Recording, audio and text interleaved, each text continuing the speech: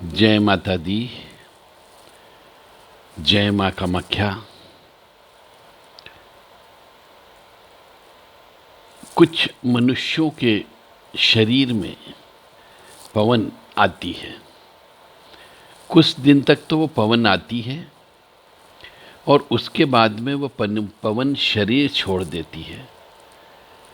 और जब पवन शरीर छोड़ देती है तो उसका परिवार धीरे धीरे बर्बादी की ओर जाने लगता है। और उसका केवल एक ही कारण होता है कि वह या उसके परिवार के सदस्य उस पवन को चैलेंज कर देते हैं, उसका अपमान कर देते हैं। इस वजह से वो पवन उस शरीर को छोड़ देती है। तो जो भी मनुष्य, चाहे स्त्री हो या पुरुष हो, उनके शरीर में यदि पवन आती है तो उनका पूर्ण रूप से मान सम्मान करें। उनके बारे में कोई भी उल्टी सीधी बातें नहीं करनी चाहिए, क्योंकि वह जो शक्ति होती है वह हमेशा 24 घंटे उस मनुष्य के साथ में ही रहती है, शरीर के अंदर इनबिल्ट रहती है।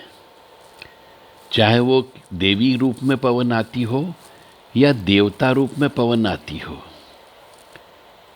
उनको कभी भी अपने काम के लिए या किसी भी कार्य के लिए, दूसरों का भी काम हो तो भी उनको चैलेंज नहीं करना चाहिए। उनकी शक्ति होगी तो वो कर देंगे और उनकी शक्ति नहीं होगी तो नहीं करेंगे। ऐसे हमने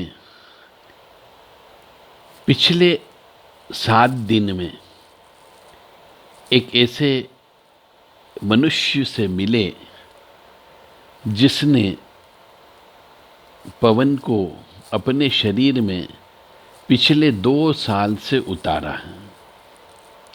उनके पूजा पाठ जप तप से प्रसन्न होकर के वह शक्ति पवन के रूप में उनके शरीर में आने लग गई। काम भी करती थी, बताती भी थी, परंतु एक दिन अचानक उनके मन में कुछ भावना पैदा हो गई और उनने उस शक्ति को उल्टा सीधा बोल दिया। उसके बाद से वह शक्ति आना बंद हो गई।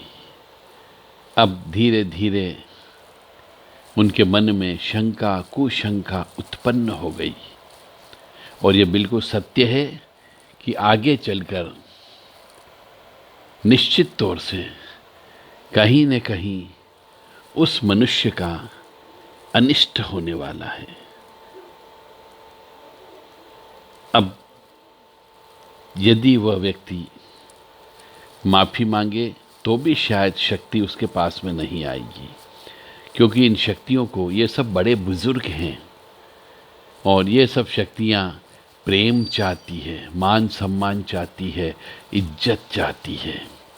और यदि आप ये नहीं दे सकते हो तो परिवार के सामने मत बुलाओ और स्वयं भी उनका कोई भी ऐसा अपशब्दों का इस्तेमाल मत करो।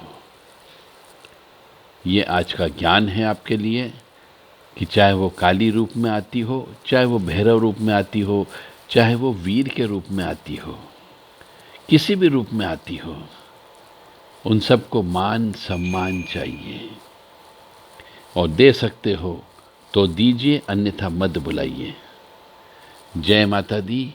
जय माँ कामाख्या।